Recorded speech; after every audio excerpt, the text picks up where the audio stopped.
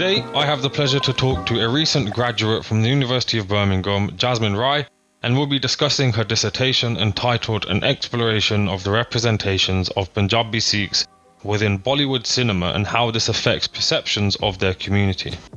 Now, before we get into the thick of things, I always like to start by saying thank you to our guests for joining today, and also like to say welcome to the podcast and how are you? Thank you. I just firstly like to say thank you so much for inviting me to your podcast. I've actually been following your page for a while now, and I really, really enjoy the content that you post. My best friend Priya actually recorded a podcast with you a few weeks ago, so please do check out hers as well. Everyone is really good. But yeah, I'm doing well. I actually graduated last week with a first, so yeah, everything's going really good at the moment. Wow, well, obviously congratulations for your first, because that is no easy accomplishment. Thank you. Yeah, I'm sure anyone who's gone to university can attest to that. So no, well done. And you are right. I had the pleasure to talk to Priya Kaur about her dissertation, which was about 1984. It was thoroughly enjoyable conversation. And again, like, I can only reiterate what Jasmine's saying by asking you all to go to listen to it, because it is genuinely worth listening to. Okay, so before we kind of move into the thick of things, I just want to let everyone know who is listening to this on YouTube, please hit the subscribe button and the notification button, because it really does help us more than you could imagine. Now, with that out of the way, what we normally start with is getting to know our guests a little bit more, their family background, where they're from. I feel like our histories, our family histories are far more interesting and complex than a lot of people may assume. I've had some really, really interesting conversations with people so far. So, sticking with that, could you tell us a little bit more then about yourself, your family background, how, like many of us in that diaspora, ended up in England, and what led you to doing the degree you did and then specializing in the dissertation that you have accomplished? Yeah, of course. So I'm 21 years old. As I said, I just recently graduated from the University of Birmingham, and I did my degree in policy, politics and economics. I live in a very, very small city on the border of Wales called Herefordshire, which no one's ever heard of. And my parents were actually born in Birmingham and then moved here about 25 years ago for work. But it was actually my grandparents that migrated from the Punjab to the UK in the 1960s. So yeah, that's kind of my family background summed up. In terms of why I chose PPE, I mentioned Hereford first because I feel that growing up in Herefordshire has had a really, really massive impact on my life.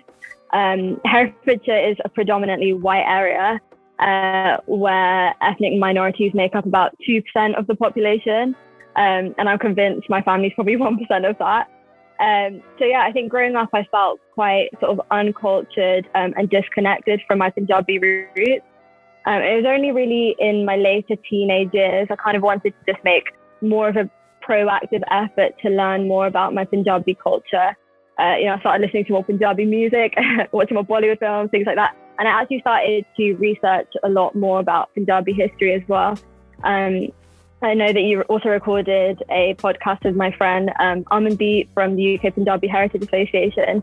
And I know Amandeep because I actually do some volunteering work with the Punjabi Heritage Association because I am quite interested in Punjabi history. And I think one element of the history which I found really, really interesting was the sort of social and economic impact of British colonialism in the Punjab.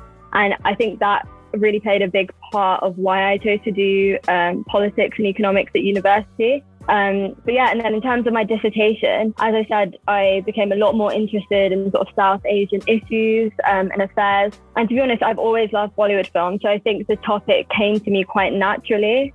And, a lot again linked back to British colonialism. I actually mentioned things like the partition and nation building in my dissertation. So I guess it was kind of a way for me to bring all of my interests together. No, fair. I can't fault any of that. One thing that piqued my interest was you mentioned you picked PPE because you wanted to explore the social and economic impact of colonialism on Punjab. Like, I know that's not necessarily perhaps the main topic of our conversation today, but could you just expand a little bit on some examples of that? Yeah, so I remember reading a book on colonialism in India, and I was so shocked because I think I remember reading something that India had about 25% of the world's economy belonged to India, and then after the British Empire, it reduced to something like 3%. And I remember reading that and being so shocked, and I wanted to sort of learn more about the political side of things too. And yeah, I think that's kind of where that sort of stemmed from.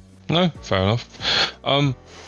So before we then get into asking about the content of your dissertation and the various sections to it and getting you to explain a little bit more about that, I just want to get an idea of how did you go about doing your research? What did you have to do your research? Was there anything in particularly interesting that you came across that's worth sharing? And kind of anything else that was involved in doing kind of the groundwork for the body of work you put together? Yes, so in terms of how I did my research, when I decided that I wanted to do my dissertation on this topic, I started to read a lot more around the subject. And despite this being quite a prominent issue, I was quite shocked because although there were studies and research on this, but there wasn't any qualitative research where people actually went out to interview Sikh people and asked them, what are your thoughts on the representations of your community in Bollywood? And so I kind of wanted to fill the gap in that aspect. But yeah, in terms of some of the sources I use and things like that, I'll firstly start by talking about the structure of my dissertation. So after my introduction, of course, I wrote my literature review, which featured all of the academic sources that I found relating to my topic of research. So obviously I had a lot of sources in there. And so to structure that, I started sort of looking at the broader topics, such as stereotyping in film. And here I kind of wrote a lot about Stuart Hall's work. Now, Stuart Hall is extremely influential in the field of film studies because he looks at the influence of film in shaping the audience perceptions of certain cultures. And he basically developed this framework called the Circuit of Culture, which consists of 5 elements which must be considered when analysing a film. So that was one of my core sources, and I focused on 3 elements that he spoke about. I firstly looked at the production and consumption elements. So this refers to the way in which film producers are able to encode certain cultural meanings within a film based on their own ideologies. And this is then decoded and interpreted by the audience according to their own individual outlooks and experiences. And then the second element which I looked at was regulation. And this sort of refers to the way in which cultural meanings within film can create social norms and filter down into everyday life, which was obviously important because my study looked at whether these representations actually affect audience perceptions. So yeah, that was kind of the main source that I used. Okay, no, fair. And then obviously that's the first part of the first chapter, so to speak, of your dissertation. Do you mind then just expanding on the rest of the structure of your dissertation and briefly what that entails? Yeah, so as I said, I kind of did this filter method where I started with the broader topic in the literature review first. I then went more specifically into stereotypes, and I used Stuart Hall's definition. I use his work a lot throughout my dissertation because it was really useful. But I used his definition of stereotyping because although there are loads and loads of definitions of stereotyping, I wanted to use something which kind of relevant to film. And he defined stereotypes in films as representations which reduce minorities to simple, vivid, memorable, easily grasped, and widely recognized characteristics. And then I looked at Edward Said's classic work on Orientalism, and I applied this to Bollywood. And I did this to sort of understand how Sikhs are being Orientalized in Bollywood. So instead of there being this superiority complex between the East and the West, I found that there was this complex between Sikhs who form a religious minority in India and are often depicted as inferior compared to the dominant religion, Hinduism. So yeah, that was kind of a brief summary of the core sources that I used. I then narrowed down to more detailed topics in my literature review. For example, I gave a brief historical overview of Punjabi-Sikh history to sort of help the reader understand how historical factors such as the partition have actually caused religious tensions and how that has had impacts on Bollywood too. So again, I used many sources like Jasmine Rai, which is quite prominent. And then lastly, in my literature review, I looked more specifically at certain films. So for my dissertation, I decided to focus on Karan Johar and Yash Chopra films, as I kind of feel that Punjabi culture is really, really prominent in their films. So that was kind of my reasoning behind that. So I looked at Chopra's classics like Dilwale Dulhania Le Jayenge, and then Johar's more contemporary films like Good News, Veer Zara, just to name a few. So yeah, I mentioned earlier that there was some research on representations of Punjabi-Sikhs. So yeah, I kind of used these sources to apply them to the selection of films that I chose. And that's how my dissertation was kind of structured. And then obviously I went off, did my interviews, and then I analysed these at the end using thematic analysis, which meant like going through the interviews and picking out common themes in the data. No, fair. When you were mentioning the Bollywood films, like I have to admit, I have no knowledge of Bollywood. I think I've probably watched about half a dozen Bollywood films in my life, maybe less. This conversation will be interesting. Yeah, so you're naming these films, and I'm like, I've heard of them, but I've never watched them, so I don't necessarily. I feel like most audience will know what. Watched DDLJ. Yeah. I'm the odd one out in this equation because I think similarly, growing up, a lot of the Bollywood films I would see, so for example, my grandma would watch, I always found the caricature, and it's quite topical, obviously, the caricature of the Sikh man to be quite unsettling. Even as a child, he's normally the joker, he's normally kind of self-deprecating, or he's kind of the butt of all of the jokes. So I always found that, he's just blind drunk, just like piss drunk.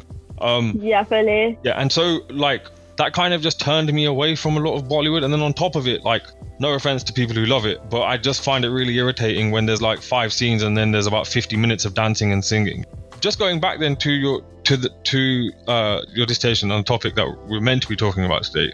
So you've mentioned that Punjabi-Sikh identity is often stereotyped and misrepresented in Bollywood films. And I guess I've kind of already answered my own question by some of the earlier examples I've given, just that I can remember. But from the research you did and the study that you did, can you provide some examples of how Punjabi-Sikh identity is misconstrued and caricatured? Yeah, so in terms of stereotypes, I would say that I kind of identified 2 main stereotypes of Punjabi-Sikhs in Bollywood. The first one would be Sikhs playing a sort of patriotic role. I know that we're going to kind of delve into that a bit later, so I will speak in more detail about that then.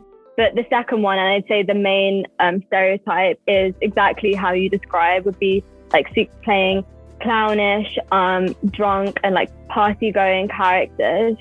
I actually remember about 2-3 years ago, I went to the cinema to watch Good News, which you probably don't know what that is. But yeah, after watching this film, I remember just coming out of the cinema and being like completely shocked about how the Sikhs were like represented in that.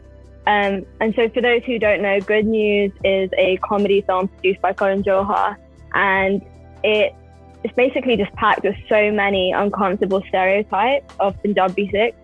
The comedy basically juxtaposes a Hindu couple from Mumbai, and that's played by Akshay Kumar and Kareena Kapoor, and they're juxtaposed with the Sikh couple from the Punjab, which is played by Diljit Dosanjh and Kiara Advani. And I just found that whilst the Hindu couple are somewhat like classy, Diljit and Kiara are just given the complete opposite characteristics. Like Diljit is overly loud, he's really, really annoying, which just reinforces that tendency for Bollywood to caricature Sikhs as jokers. And he's also just painted as this like party animal who loves to drink.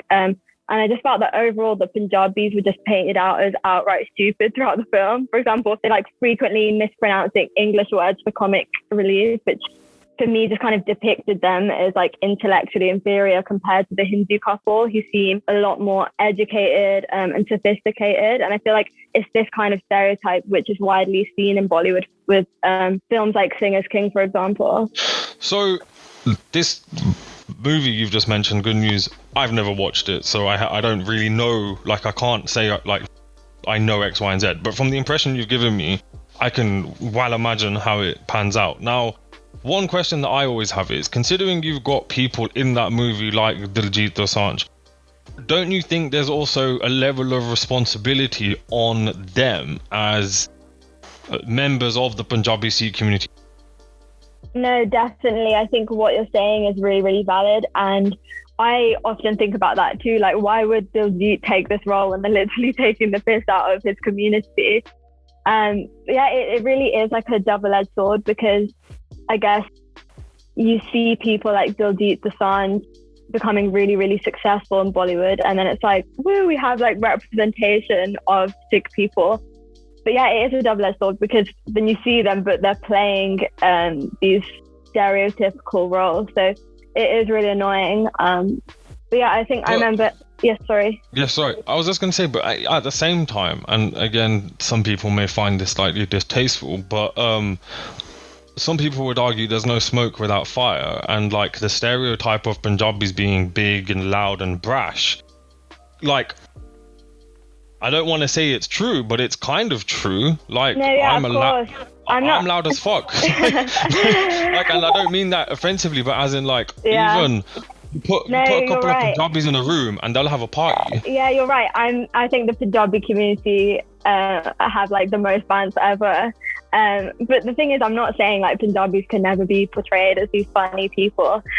I'm saying like there needs to kind of be a boundary. I think it becomes like quite problematic when this is the only representation we see in Bollywood. Yeah. And another thing is, there is a difference between being like humorous and then being painted out as like outright stupid and like sick.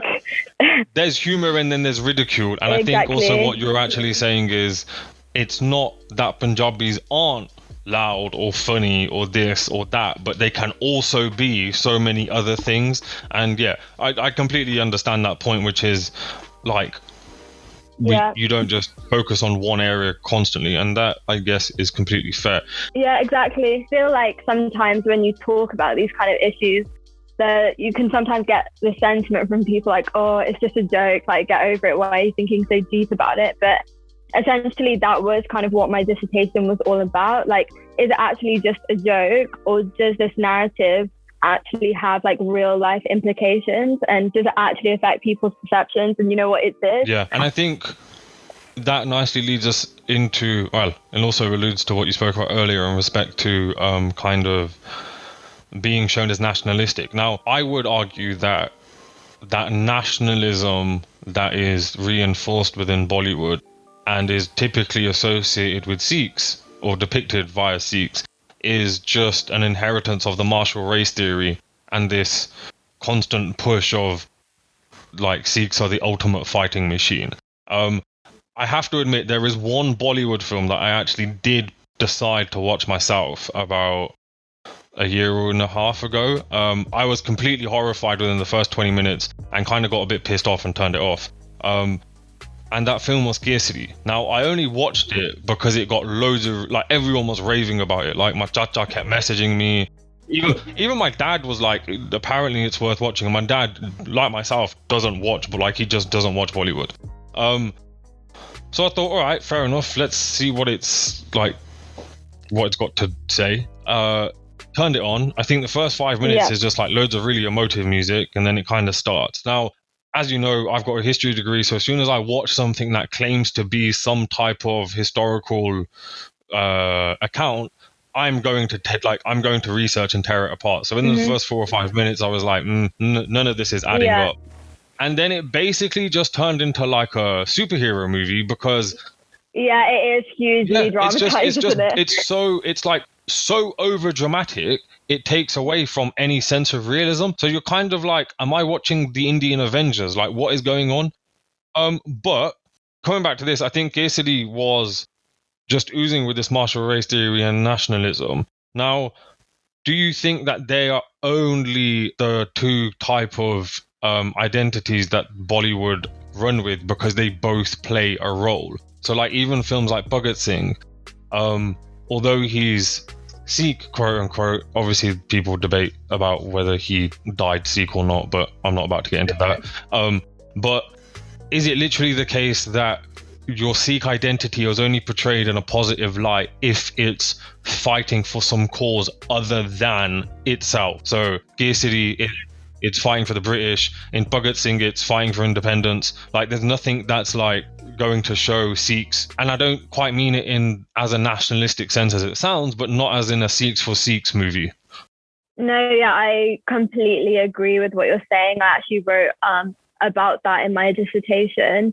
I use Scarcity as an example in my analysis because that is another Karan Johar film. I didn't actually delve too much into martial race theory only because I obviously had a word limit, so there's only so much I could talk about. But martial race theory, I believe, was like a concept created by the British Empire in India to sort of classify people either into the martial race, which is like people who were well built for fighting, and then the non-martials. And Sikhs in particular were associated with this martial race, hence why like so many were recruited by the British Army.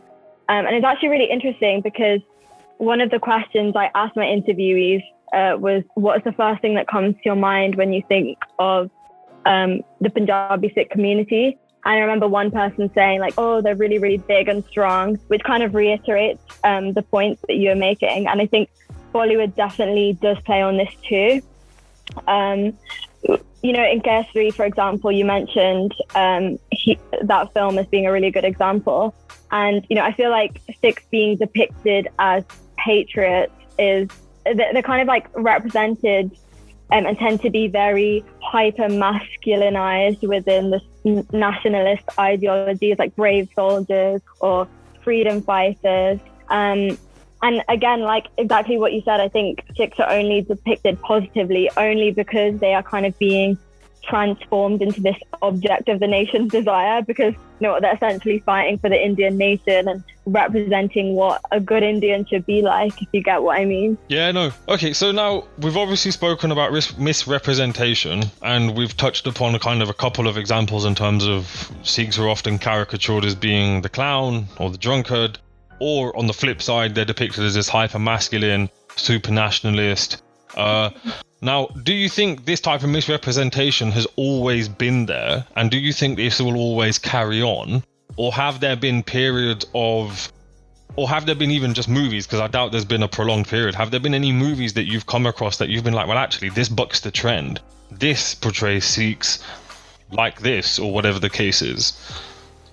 Yeah, so that's a really interesting question because one concept that I looked at in my literature review was the idea of the Punjabi-Sikhation of Bollywood. And basically this academic called Anjali Roy, who's done so much research in Bollywood and is really good, she speaks about this thing called the Punjab problem.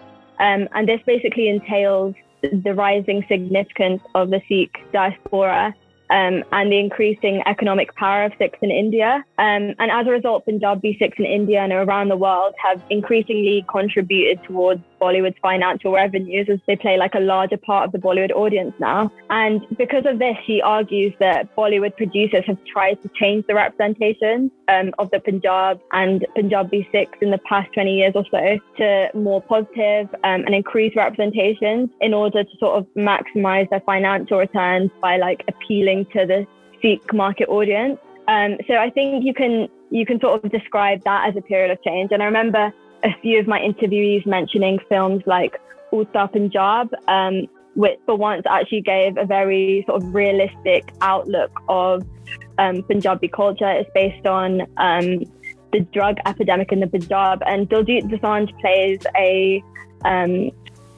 policeman in that film, and for once his character is given so much depth and he's actually represented really, really positively. So it was great to see a film like that come out. But then again, like you can literally count, I'd say you can count the positive representations on like one hand.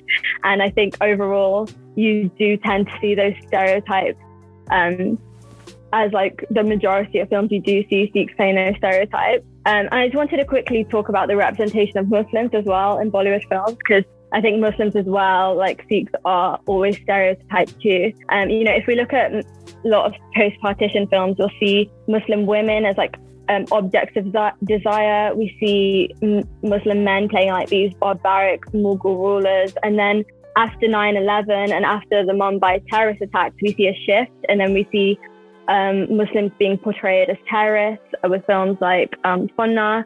So I think it will be really, really interesting actually to see the depiction of Sikhs in the next few years or so, because obviously with the ongoing farmer protests at the moment, we have seen like a narrative from the Bollywood community, of Kangana in particular actually, that, Sikhs are kind of like these Khalistani terrorists. I'll be really interested to see actually if this will be another period of change, and actually if we'll see Sikhs being depicted in a new kind of light in the next few years. Yeah, I think you touching upon how Bollywood are depicting the farmers' protests at the moment and kind of the Indian media is a very poignant point, because it's obviously going to kind of seep into other sectors, and it'll be interesting to see how movies in the future kind of deal with that. But one thing that I was thinking about as you were talking, it just came to me because it seems that a lot of the power of the media is outside of the hands of the community that it's focusing on.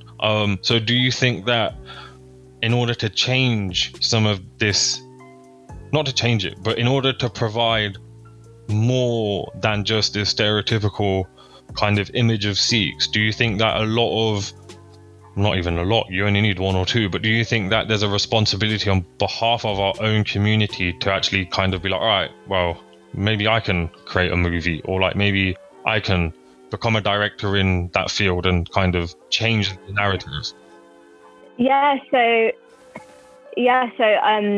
I was speaking about this with some of the interviewees, and one person mentioned like, if we want to create change, then we need to see more Punjabi-Sikh people in the Bollywood industry. And that's not just in terms of actors, but like you said, directors, scriptwriters, producers, etc. But then also on the other hand, I think a lot of Sikhs are put off going into Bollywood. I remember watching this interview with Diljit Dosanjh, and he basically spoke about how this producer once told him to like take his bog off and cut his hair if he wanted to ever be in one of his films. One thing that is quite interesting out of this conversation is that when I say we, I'm referring to the Punjabi-Sikh community in terms of they're the ones being depicted in a particular way. I think until they have power / or control, we're going to be caricatured. Yeah, well, I think as well, we have seen like a revival of the Punjabi film industry too. And like a lot of people said, we've seen so many better portrayals of, Sikhi, Punjabi culture, history from like Punjabi films instead. So maybe it is about supporting the Punjabi film industry. I know I'm not one to be, because I'm not a massive fan of Punjabi films myself, but I think with more support, I think the Punjabi industry does have a lot of potential in the next few years or so. And that is like a way we can change the narrative around our community as well. Do you think, and again this is slightly off topic, but do you think that there's a role to play for the diaspora Punjabi community in terms of helping to change the narrative? Again, going back to what we're saying, kind of setting up our own studios or supporting directors or even going to... I just say like maybe showing support to like Punjabi media would create that change. So yeah, that's what I'd say to that. So Punjabi media over diaspora media? No, as in I mean like supporting the Punjabi industry, the Punjabi film industry. Okay, no, fair. Yeah, no, definitely. I think any contribution can certainly help. So you mentioned in the notes that you shared in prep for this conversation that, and again, I'm slightly paraphrasing, the stereotype of Punjabi-Sikh / Punjabiyat are shaped by political and economic factors, and subsequently Sikhs are depicted as inferior to Hindus. Now, before I ask you to kind of provide some evidence and expand on this, a similar question came up in the conversation I had with your friend Priya when we were discussing her dissertation, which is it the case of select Sikh persecution or Sikh when I say persecution, I mean in kind of like portraying them as inferior, or is it just the case that it's a majority versus a minority? So for argument's sake, Muslims are equally depicted in quite derogatory ways within Bollywood media.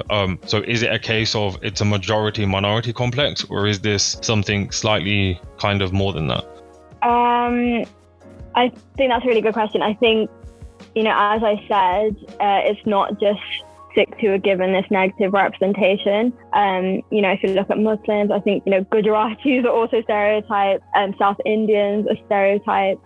So I think it definitely is like a majority-minority complex. But I do think, you know, when I spoke about how like Muslims are being portrayed as terrorists and things like that, and how I'd be interested to see if Sikhs are given like a similar stereotype in the future, I think the stereotypes do kind of reflect sort of like the specific relationship or specific events that have happened, if that makes sense.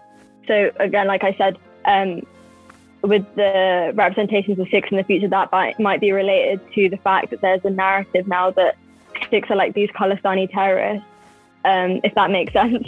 No, I see what you mean. What you're saying is that although it could perhaps be said to be a majority minority relationship, that relationship is infected or impacted even by the specific relation between those two communities. Yeah, so exactly. for argument's sake, Bollywood media isn't going to portray Muslims as Khalistani terrorists, or they're not going to portray Yeah. Sikhs as jihadis, like as in like it's usually based on like a certain narrative that is like happening.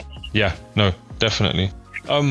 So you also mentioned that Bollywood has culturally appropriated Punjabi culture. Now, what do you mean by that? When I asked the interviews about this, there were kind of like mixed responses. But yeah, I'd say my dissertation was quite timely actually, because again, since the farmers' protest, I feel that there have been way more conversations around Bollywood and cultural appropriation. And I feel that a lot of people from the Sikh community have kind of criticised the Bollywood industry because they use Punjabi culture so much in their films. For example, in my dissertation, I looked at Kabhi Khushi Kabhi Gum. I'm sure you've seen that one, right? But yeah,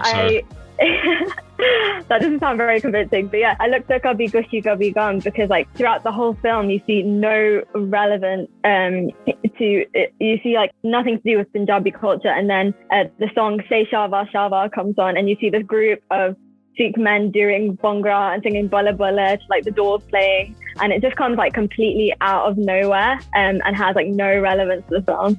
And then there's like other films like Veer Zara, Jab We Met, Donu Wed Money, they all thrive from Punjabi culture. And you know, one of my interviews also said Bollywood loves to steal like our Punjabi songs and like remixes and ruins them. Yeah, that's true. Someone remixed I swear it was a remix of Yaar Bolda, and I almost cried. I almost cried. Like, why? Like, I don't mind a good remix. So I'm not one to be anti-remix, but they're genuinely shit. So yeah, I feel the pain. Yeah, fully. So yeah, a lot of people spoke about that and had the same opinions as you do. And I actually wrote an article about cultural appropriation because I just feel that it's quite problematic that Bollywood will kind of like exploit Punjabi culture for their own financial benefit. Like they'll put the Punjabis in when they want a wedding scene or when they want a party scene. But when it came to the farmers' protest and when it came to, you know, supporting the Punjabi-Sikh community and supporting their struggles, hardly anyone in Bollywood spoke up. And it's really shocking because even actors like Akshay Kumar, Sunny Deol, they're really well known for playing like these Punjabi roles.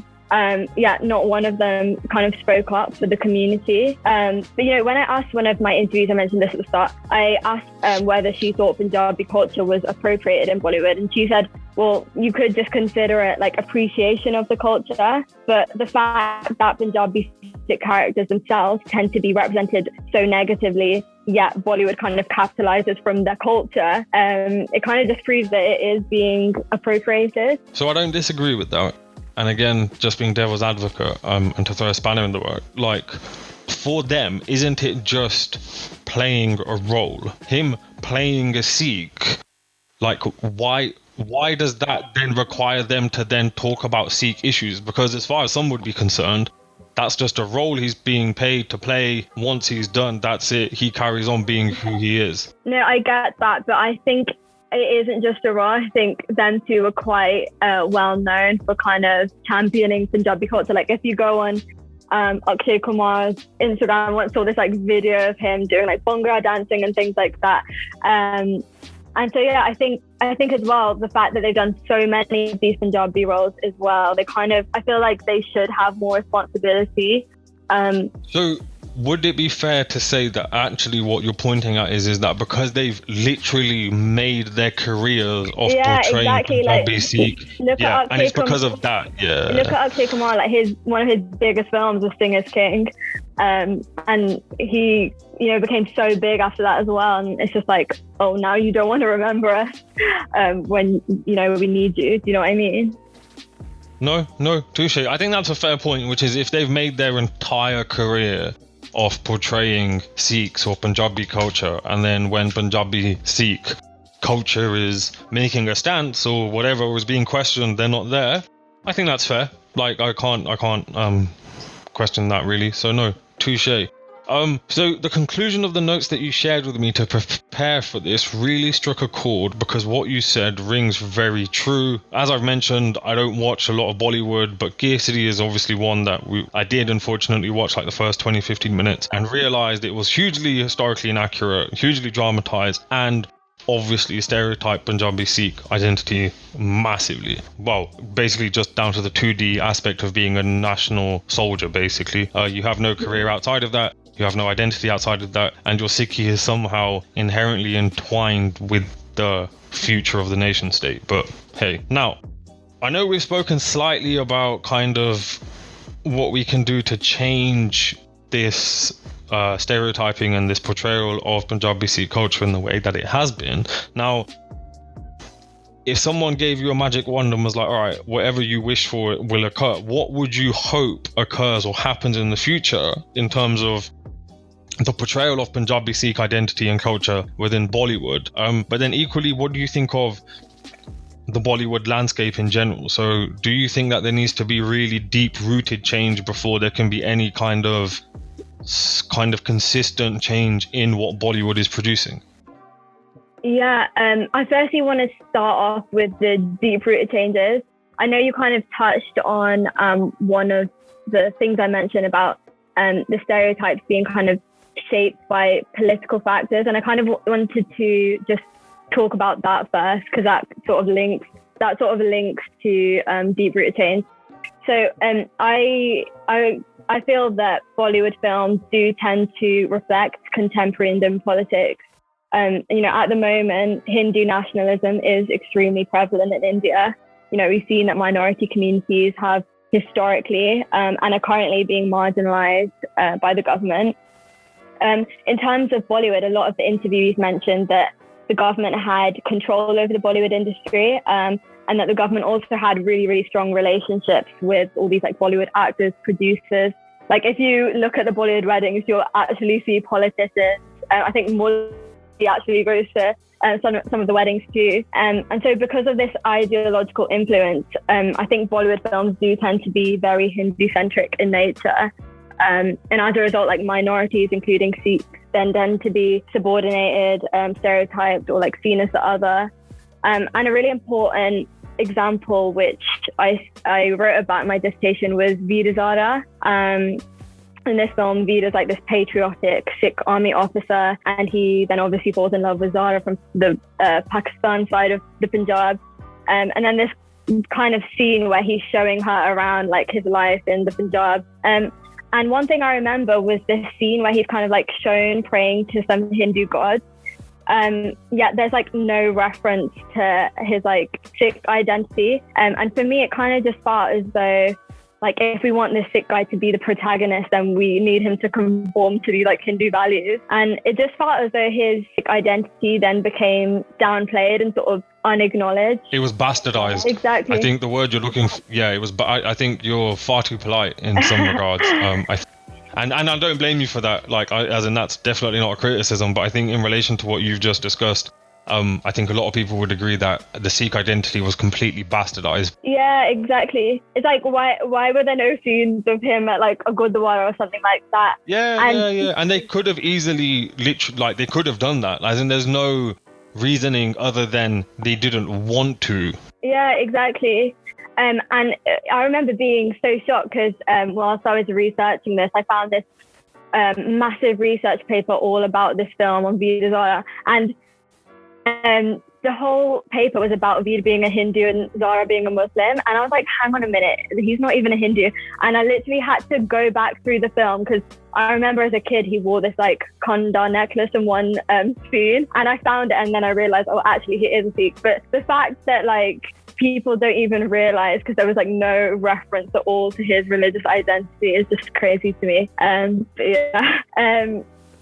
So going back to what I was saying, I think the lack of Sikh subjectivity is definitely stemmed in historical factors. If we look at the 1947 partition, for example, many families of the popular Bollywood filmmakers such as Karan Johar, Yash Chopra, they actually originated from the Punjab and belonged to these like middle-class Hindu families. And it was only after the partition that many of these families immigrated to Mumbai, what was then Bombay, which is like the capital of Bollywood. And they were largely influential in like promoting right-wing Hindu nationalist values within the media and the films in this post-colonial society. And I actually read some research which said that a lot of these filmmakers became so sort of traumatized by the religious tensions and the pain of the partition. And because it was such a sensitive subject around India, none of them ever made like films actually based on the partition. And I looked at this guy called Srijana Das,